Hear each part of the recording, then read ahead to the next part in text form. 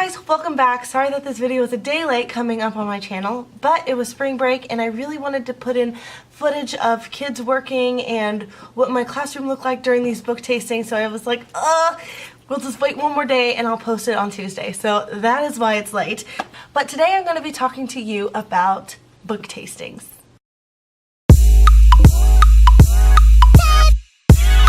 So for this upcoming unit that I'm doing, students are comparing and contrasting characters and events in a story. And to do this, they are going to be using picture books. So what I did is I chose a ton of picture books that students could choose from to do their project with. Now, in order to kind of sample all these books, we decided to do a book tasting. I'm sure you've heard of a book tasting, but if you have not heard of a book tasting, basically where kids they're sampling books and finding ones that they think will appeal to them. So I did it kind of in a classroom transformation style. I didn't quite go all out, but I did put my desks in different groupings and I put tablecloths over it and I had nameplates, and I'll insert the pictures and so that you can see kind of what it looked like for my kids.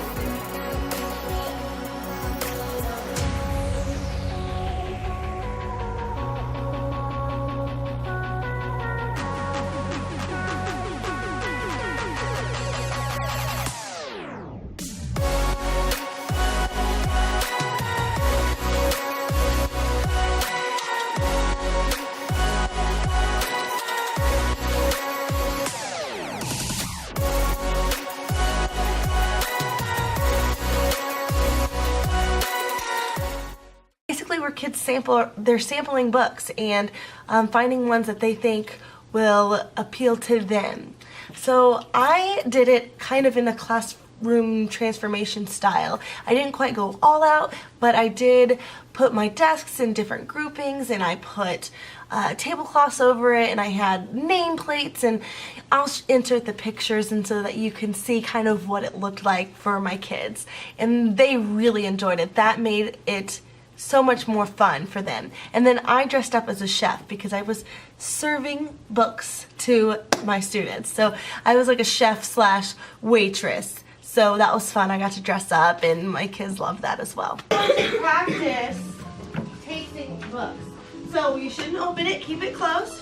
Right now we're just going to look at the appearance, because sometimes when we are tasting things, the first thing we do is we look at it, right? And that's going to kind of tell us if we're going to like it or not, sometimes just by how it looks. But it's not the only thing, right? So I want you to take a look at that cover. Look at the cover of the book. Feel it. Turn it around. Look at the back of it. Don't open it. Just see what you notice about the cover. What do you think about this book? What do you think about the colors on it? What we're going to practice doing is tasting.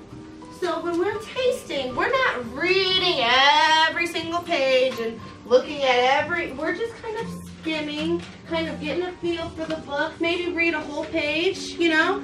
So go ahead and practice doing that now. Open the book and taste the book, but don't really taste it because some of these are library books. Taste the book. So why do book tastings? Like I said before, it's a really great way for students to kind of sample books, and I think it's a really important skill for students to have, to be able to just have a short amount of time to kind of skim through a text, decide if they like it or not like it, and then either move on to another one or stick with that book. It's a really good skill to teach kids because that's going to ensure that they are picking books that they're going to enjoy for their whole lifetime. You know, as they get older, it's going to make them like reading, because they're going to be able to know how to sample books and decide if it's something that they want to read. And if they're able to know that and to pick out those books, then they're going to be able to pick out books that are really going to appeal to them, which is going to make them want to read more. So I definitely recommend doing book tastings in your classroom to teach those skills on how to sample a book, how to decide if you like it or not. So how I did it in my classroom is kids had a book tasting menu. Now in this menu, they had to write down the genre and the title of the book, and then they had to write down what they thought of the cover, after reading a few pages, what they thought of the book, what did the author do to hook you in, or if you didn't get hooked in, why was it boring to you, and would you read this book, yes or no, and then they had to rate it.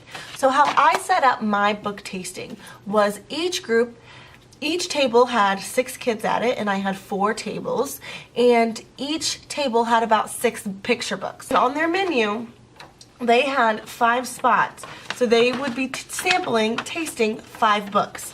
So for round 1, they grabbed a book that was on their table, and they sat down at their table, and they had 7 minutes to read through it, to you know, kind of skim through it and to fill this out. I did start with 5 minutes, and I found kids they didn't have enough time to fill out, you know, their section, so then I did give them 7 minutes. And, you know, and it was great, because it was just enough time. I really, for 5th grade, you know, you'd think it sounds like a lot of time, but I don't know, my kids sometimes they read a little bit slower, and so it really gave them time to look at the pictures and to take their time filling this out and to really think of a good rating for that book, like if they to really reflect and decide if they really liked it or not. So after that round 1, what I did was I had the kids put their books in a stack in the middle of the table, and then I picked them up and I served them to each table. So I rotated it. So this stack of books went to the next, and so I just went around and like served them new platters of books. It was really cute because kids were saying something like, "Oh, I really enjoyed this course, and this course was so good. I gave it a 5," or "I didn't really like this course that much, so I'm excited to see what the next round brings me." Like, kids were talking like that, and I'm like, yeah, it was so fun. They were totally buying in to the whole we're at a cafe, you know, soiree type thing. I did have cafe music playing in the background, which made it just like, it just set the mood, man. It just felt like we were in a cafe. It was the best. So after each round of the kids going through and sampling their book, when they got to the very last book, and they filled all of this out, the next thing that they did was they filled out one of these, and they just put their top 3 books. So they sampled 5 books, and so here they just put the title of their top 3, first, second, and third choice. And then I used those choices to go through and try to group my kids based on what books they really enjoyed. Now this part was hard for me because I feel like there weren't just like 4 kids who really love this book and 4 kids who really love this book, and there's just like 1 kid who loves this, and 2 and 3 and 4. So as I was making the groups, I did end up calling some students up and being like, "Hey, do you mind, I know this book wasn't on your top 3, but what do you think about doing this book?" And like I showed them, so I because I really want them to have that sense of ownership, like they chose this book, this is what they want to do, because it makes them work that much harder. If they want to read that book, and they feel like they have choice and they made that decision, they're going to put in so much more effort than if you say, "This is the book you're gonna read and you're gonna like it." They're gonna look at you like, where? Not today. So after each round of the kids going through and sampling their book, when they got to the very last book, and they filled all of this out, the next thing that they did was they filled out one of these, and they just put their top 3 books. So they sampled 5 books, and so here they just put the title of their top 3, first, second, and third choice. And then I used those choices to go through and try to group my kids based on what books they really enjoyed. Now this part was hard for me because I feel like there weren't just like 4 kids who really love this book and 4 kids who really love this book, and there's just like 1 kid who loves this and 2 and 3 and 4.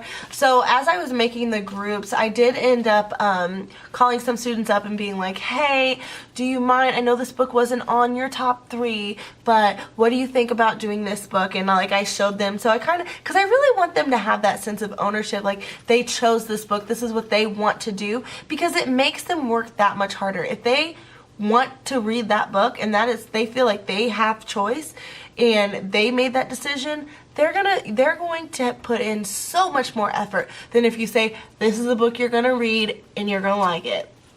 They're gonna look at you like, where? Not today. I was able to group up my kids based on their preferences. I mean, I did have to, you know, talk to some kids, and they were cool with it, and they kind of felt cool that, you know, I was asking them like, hey, do you mind? And they you know, that kind of made them feel good too, like I was conferring with them with the groups. I did do my, you know, flexible grouping like I've talked about before. I have kids on all different levels in groups. So now that we have done this book tasting and the kids, you know, got to sample a bunch of picture books, and then they got to pick out ones that they really liked, then they are put into their group for that particular book. So I have a book who so I have a group of kids who are reading Those Shoes, and I have a group of kids who are reading a Patricia Polacco book. And so now the project can start. And that's all I'm going to say today. This is going to probably be like a series, kind of this project, this book project that I'm doing. I haven't found like a clever name to call it. It's just right now it's my book project. I don't know. I'm trying to think. Got books? I don't know. I don't know what the project is called, but there's a lot of things that are going into this project. There's so many activities. So I thought it would be fun to kind of split it up and just kind of take you along with me through the whole journey and the whole process of this project, so you can see all the bits and pieces of it. So hopefully by the time I edit and upload this video, I will have found a clever name for this project. And so yeah, that's gonna be it for today. I hope you enjoyed hearing about my book tastings. If you like this video, don't forget to give it a thumbs up, and don't forget to subscribe, because I post videos every Monday and Friday, except for today, that's Tuesday, and you know, I fail. Sometimes I fail, but I try to post videos every Monday and Friday, and I will talk to you again very soon on Friday. Bye!